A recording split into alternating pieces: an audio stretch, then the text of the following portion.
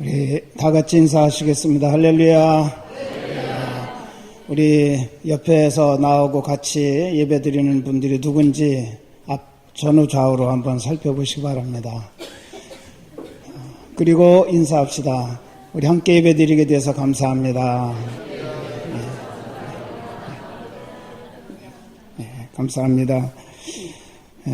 언제나 들어도 은혜스러운 찬양 어메이징 그리스, 오늘 찬양들을 통해서 또다시 감동을 받습니다. 귀한 찬양 감사드립니다.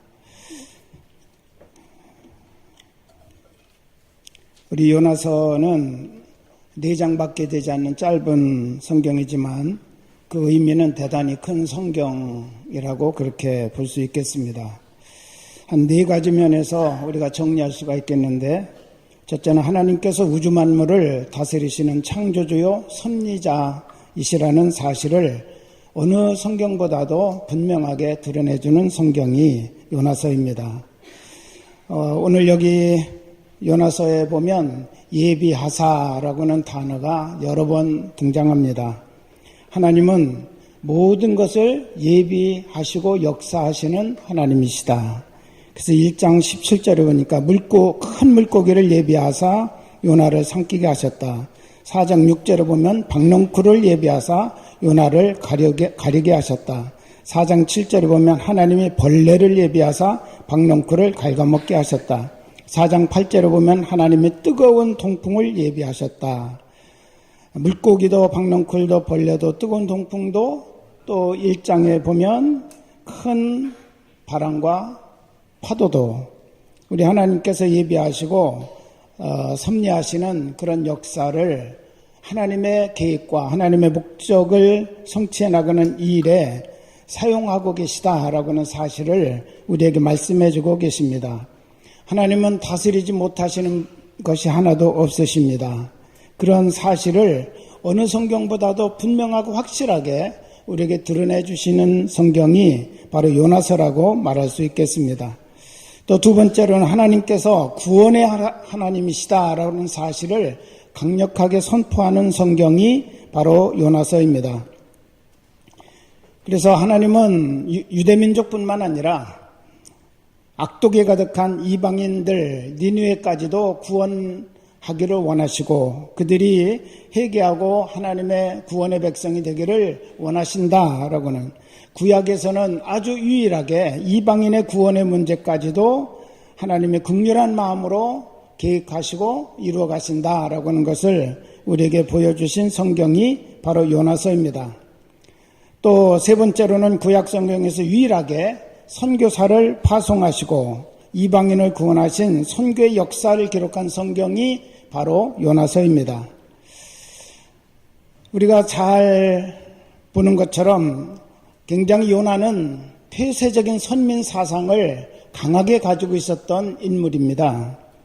그래서 우리 하나님께서 니느웨로 가서 그들을 구원하도록 하나님의 말씀을 선포하라, 그렇게 말하는데도 불구하고 순종하지 않고 다시스로 도망하기 위해서 배를 타고 반대 방향으로 갔던 사람, 이게 바로 요나입니다. 왜 그랬을까요? 그들은 구원받으면 안 될 사람이라고 생각을 했어요. 그들은 다 심판받고 하나님의 멸망 가운데 있어야 될 사람들이지 하나님에게 구원받아서는 안 된다. 구원은 오직 유일하게 하나님의 택한 백성인 이스라엘만 받아야 된다라고는 폐쇄적인 선민 사상, 이것을 가지고 있었던 사람 중에 하나입니다.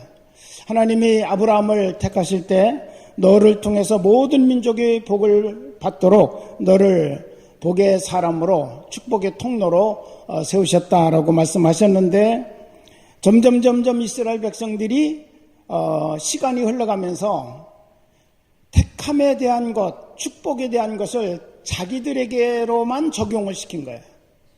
그래서 우리는 택한 민족이야, 우리는 택한 사람들이야. 그러다 보니까 그게 너무 강하다 보니까 택함 받지 못한 이방인들은 저주받아야 될 사람, 버림받아야 될 사람, 하나님의 관심 밖에 있는 사람들, 이렇게 생각을 해서 그들에게 나가서 하나님의 말씀을 전하라고 하는데도 불구하고 그는 그거를 행동하지 못하고 순종하지 못했다는 것입니다. 그렇지만 우리 하나님은 분명히 이 사건을 통해서, 요나서를 통해서 이방인도 구원받아 하나님의 백성 되기를 원하신다고 하는 이 사실을 선포하셨고, 결국은 택하여 세웠던 요나를 아무리 도망가도 다시 잡아들여서 니느웨로 보내시고 하나님의 말씀을 선포하게 하셔서 니느웨 백성들이 금식하며 회개하고 하나님의 재앙을 피하고 구원의 은총을 누릴 수 있도록 길을 열어주었다는 것입니다. 네 번째로는 하나님은 결정하시는 일에 있어서 후회하심이 없다는 것을 가장 확실하게 보여준 성경이 요나서입니다. 요나를 끝까지 추적하셔서 하나님이 주신 사명의 자리에 다시 서게 하신 것입니다. 요나가 불순종하면 불순종하는 만큼 그만큼 많은 고난이 요나에게 따라왔습니다. 기쁨으로 순종할 때 오히려 하나님께서 그를 능력으로 붙드시고 아름답게 사용하신다는 사실을 우리에게 보여주셨습니다. 요나가 순종만 했더니 나머지는 하나님께서 알아서 왕의 마음도 움직이고 백성들의 마음도 움직이고 심지어는 짐승의 마음까지도 움직여서 다 금식하고 하나님 앞에 겸손한 자세로 엎드리게 하셨습니다. 요나가 한 거 아니에요. 요나는 단순히 40일 지나면 이 악독한 니느웨가 하나님의 심판받을 수밖에 없다라고는 이 사실을 외친 것뿐이죠. 나머지는 다 하나님께서 그 마음들을 만지셨다고 이와 같이 말씀하고 있습니다. 이렇게 요나서는 여러 가지 면에서 우리에게 짧은 성경이지만 아주 특별한 하나님의 메시지를 담고 있는 성경입니다. 오늘 이 말씀 가운데 우리는 특별히 요나의 기도에 대한 부분을 생각하면서 은혜를 받고자 합니다. 사실 요나는 하나님의 부름을 받았을 때 기도하지 않았습니다. 1장에서는 기도했다라는 말이 한마디도 없어요. 왜 하나님께서 그를 니느웨로 가라고 하시는지 그 이유도 묻지 않았습니다. 자기 나름대로 판단을 한 거죠. 하나님께 묻지 않았어요. 하나님의 뜻이 왜 그런지 묻지 않고 자기 판단 가지고 이건 안 돼, 난 갈 수 없어, 그렇게 결정을 내려버렸다는 거죠. 그는 욥바로 내려갈 때도, 다시스로 가는 배를 탈 때도, 선장이 그를 깨울 때도, 바다에 던져질 때도 기도하지 않았습니다. 하나님에게서 멀리 도망치기만 하면 아무 일도 없을 줄로 그렇게 생각을 했던 것입니다.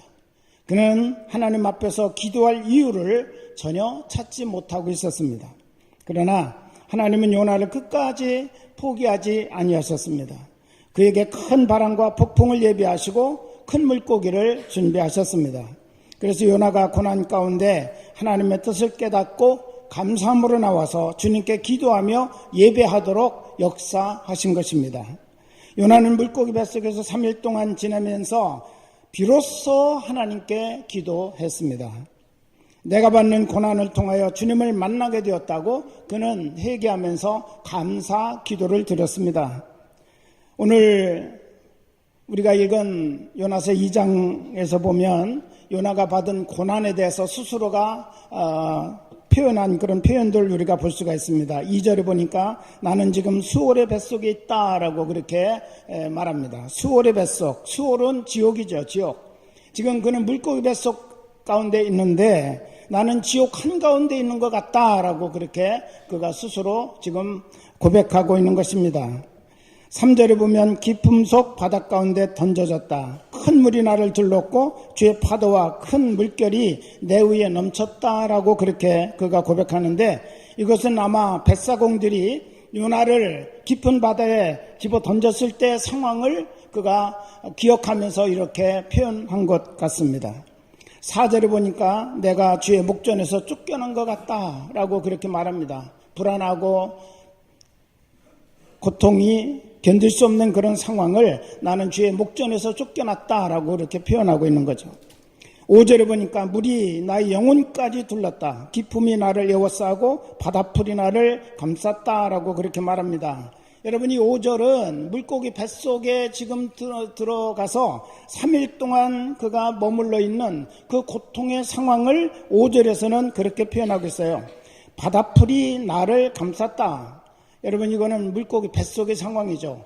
이 물고기가 요나만 집어삼킨 게 아니라 그 먹이를 삼기 위해서 바닷풀도 집어먹고 여러 가지 먹어서 막 요나가 들어가 있는 뱃속에는 가지가지 많은 것들이 다 뒤섞여 있는 거예요.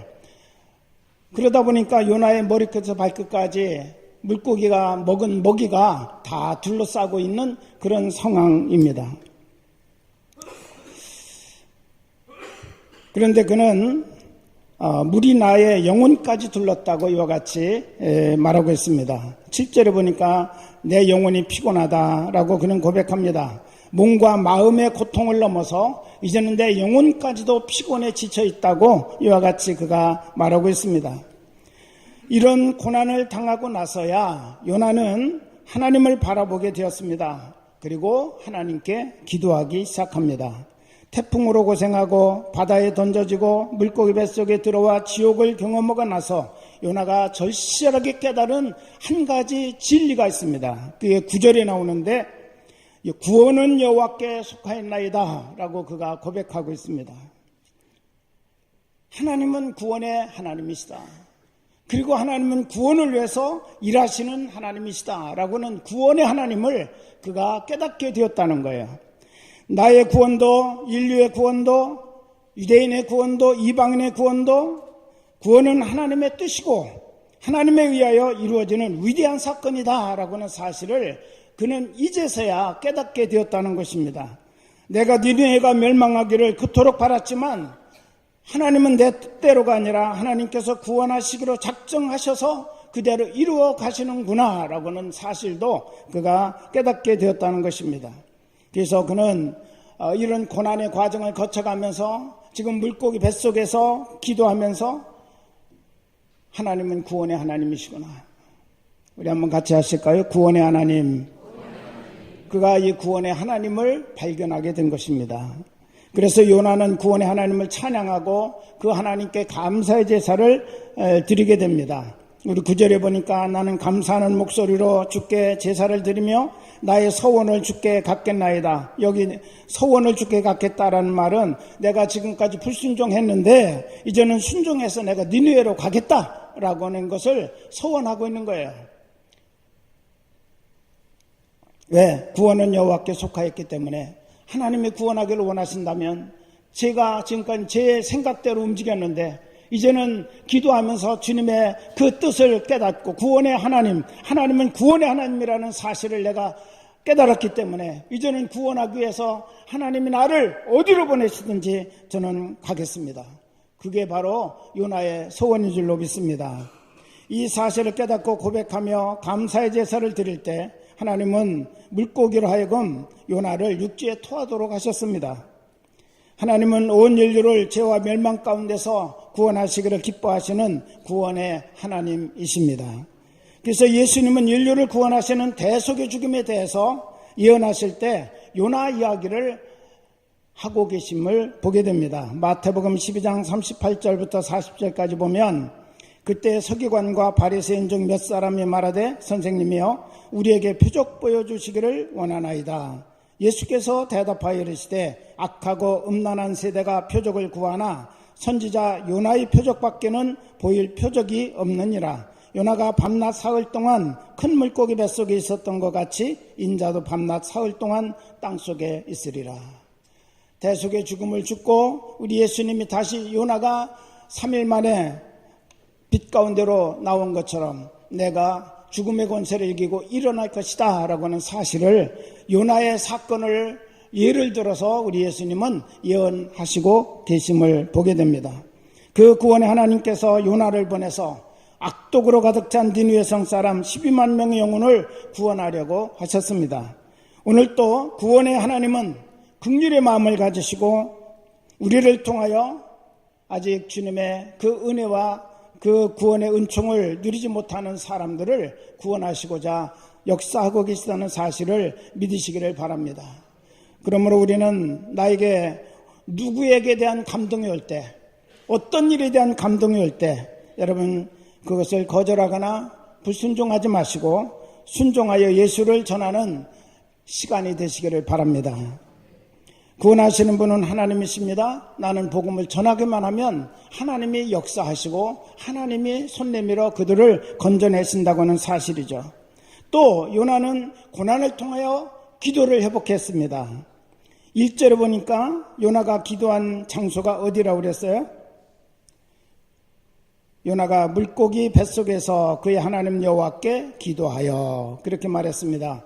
지금 물고기 뱃속에서 이제 처음으로 요나가 기도하기 시작을 하고 있습니다.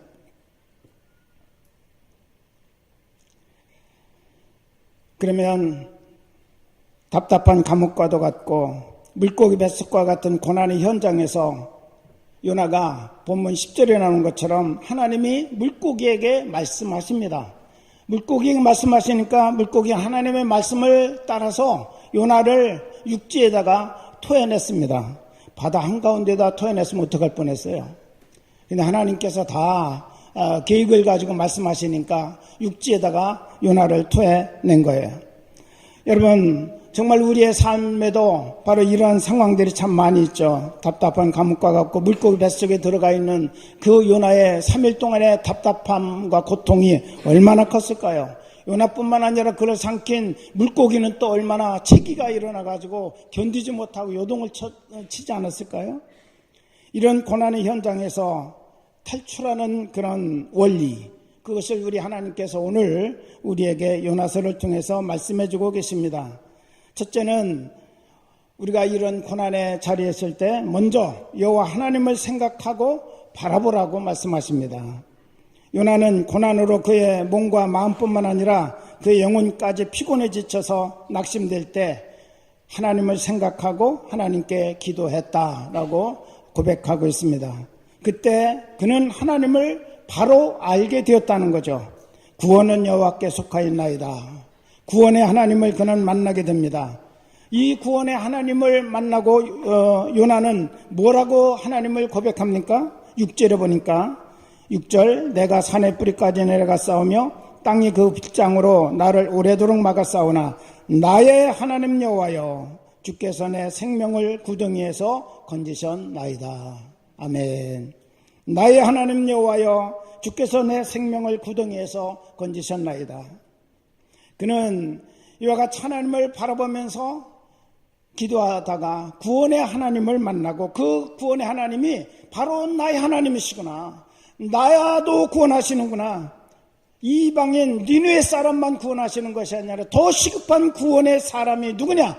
바로 나라고 하는 사실을 깨닫고 나의 하나님 여호와여 그가 이와 같이 고백하며 하나님께 나아가는 것을 볼 수가 있습니다. 구원의 하나님을 만나고 그 하나님을 나의 하나님으로 고백할 수 있기를 우리 주님의 이름으로 축원합니다. 그래야 문제가 풀리고 닫힌 문이 열리는 역사가 일어난다는 것을 우리에게 보여주십니다. 두 번째로는 회개하며 부르짖으라고 말씀하십니다. 오늘 본문은 요나가 물고기 뱃속에서 회개하는 내용입니다. 회개하면 물고기 뱃속에서 탈출하게 됨을 우리에게 말씀하고 계십니다. 악한 왕의 대명사인 아합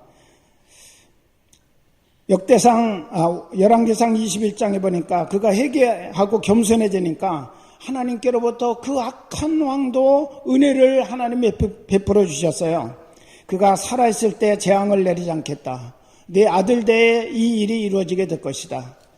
밀어놓으셨어요. 그러면 그 아들이 또 겸손하고 하나님 앞에 회개하면 어떡할까요? 또 미뤄지시겠죠? 하나님은 우리에게 재앙 내리기를 원하시는 하나님이 아니라 우리가 회개하고 하나님 앞에 돌이켜 겸손하기를 기다리시는 하나님이라는 것을 아합 왕을 통해서도 우리에게 보여주셨습니다. 그 악한 왕 아합도 회개하며 하나님 앞에 겸손했더니 하나님이 재앙의 시기를 밀어놓으시는 거예요. 기다리겠단 말이에요. 네가 어떻게 사는지, 네가 나에게 계속적으로 어떤 태도를 가지고 내 앞에 설 것인지 나는 볼 거다. 네가 계속 그 마음을 갖는다면 내가 네 아들 때로 밀어놨지만 네 아들의 때에도 또 내가 밀어놓을 것이다. 할렐루야. 하나님은 재앙 내리기를 원하시는 하나님이 아니시고 우리가 회개하고 하나님 앞에 겸손히 엎드려 하나님의 은혜 가운데 살기를 원하시는 하나님이시라는 것을 말씀하고 계십니다. 누가복음 15장 탕자도 회개하고 돌아올 때 복된 삶을 회복하는 은혜가 있었습니다. 오늘 본문에서 요나도 부르짖어 기도하고 있음을 우리에게 말씀하고 있습니다.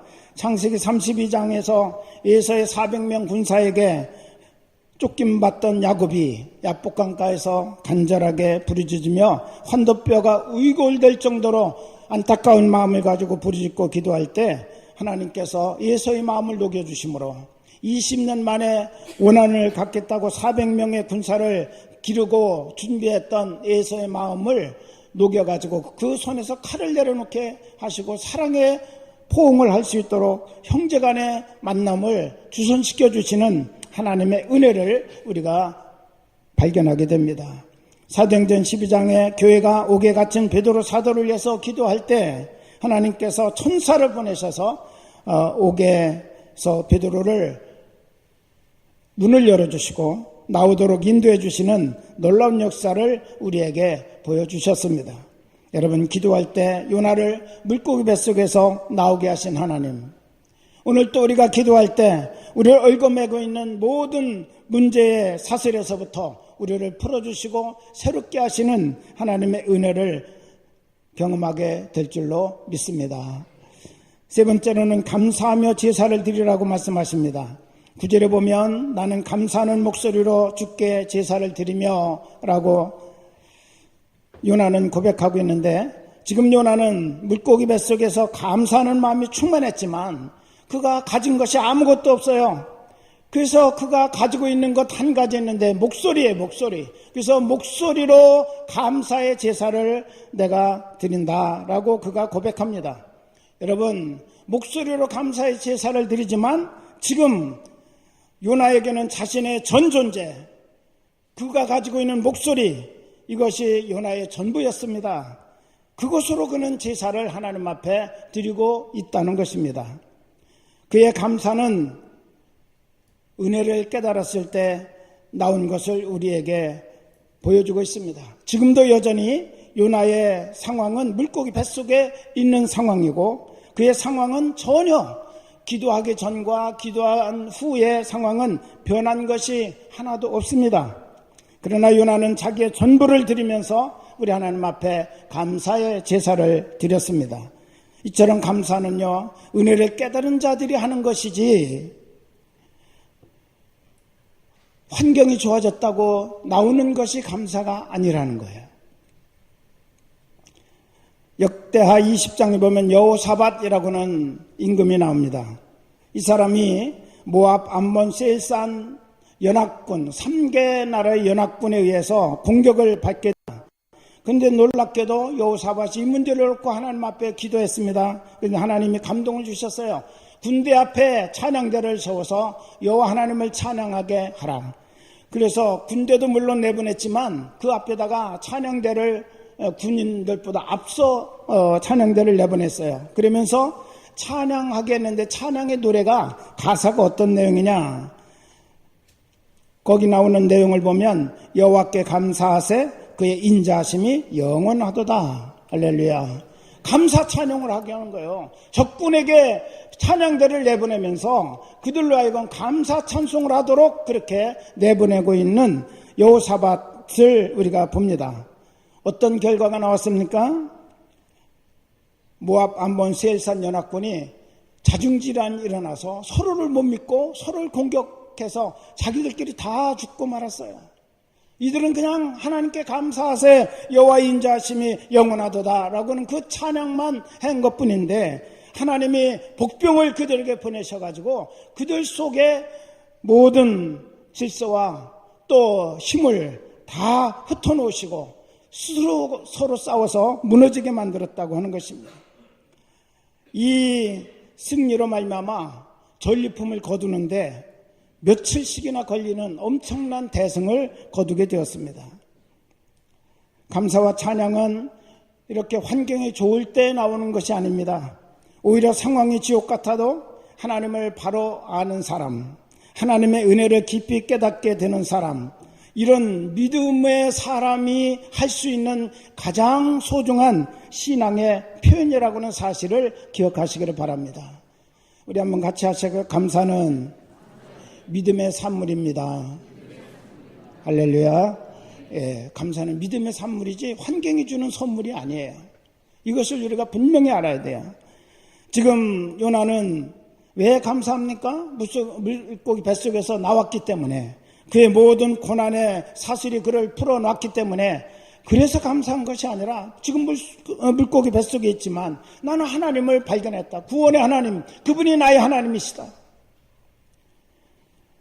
그 하나님을 지금까지 내가 제대로 알지 못하고 오해하고 내 생각대로 살았고, 그 하나님께 기도하면서 이 은혜를 깨닫고 나니까 감사할 수밖에 없었다는 거야.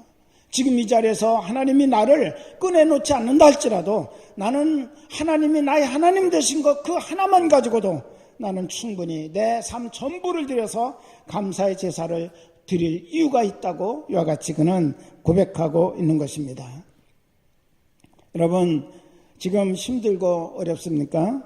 물고기 뱃속에 들어 앉아있는 것처럼 답답하고 발끝에서 머리까지 물고기가 먹은 오물들을 뒤집어 쓴 것처럼 그렇게 견딜 수 없는 상황입니까? 몸과 마음에 이어서 영혼까지도 피곤한 그런 상황입니까?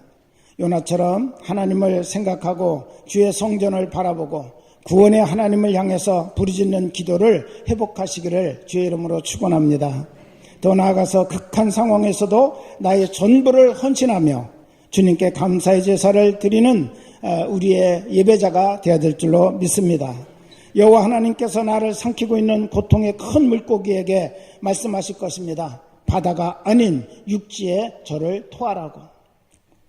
고난 속에서 원망, 불평, 낙심, 도피하다가 모든 것을 잃지 말고 오직 구원하시는 하나님을 만나고 기도를 회복하고 감사의 예배를 회복할 때 우리 하나님께서 고난의 환경을 풀어주시고 구원하시는 하나님의 은혜와 복을 누리게 될 줄로 믿습니다. 오늘 요나는 요나서를 통해서 하나님은 바로 이것을 우리에게 말씀하고 계신 겁니다. 이번 감사의 달에 이런 놀라운 기적들이 여러분의 삶 속에서 경험되어지는 축복의 시간들 되시기를 우리 주님의 이름으로 축원합니다. 우리 함께 찬양을 할 텐데 다음 주 한 주간 내내 우리가 감사주일 특별 새벽 기도를 합니다. 이때 주제 찬양입니다. 날 구원하신 주 감사, 모든 것 주신 감사, 지난 추억인의 감사, 주내 곁에 계시네, 응답하신 기도 감사, 거절하신 것 감사, 길가의 장미꽃도 감사, 장미옥 가시도 감사. 우리 이 찬양을 부르면서 오늘 하나님께서 요나와 함께 주셨던 그 은혜를 오늘 우리의 가슴에 담는 시간이 되시기를 바랍니다.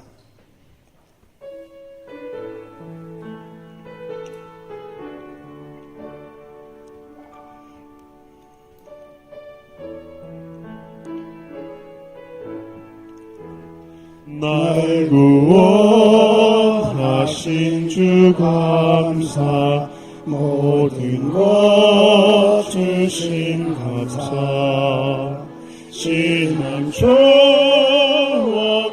내 감사, 주내 곁에 계시네, 향기로운 몸살의 감사, 외로운 가을날 감사, 사라진 눈물도 감사, 나의 영혼 평안해. 응답하신 기도 감사, 응답하신 기도 감사, 거절하신 것 감사, 거절하신 것 감사, 헤쳐도 높은 산 감사, 모든 것 채우시네, 아픔과 기쁨도 감사, 절망 중 위로 감사, 승난 못 아르네 감사,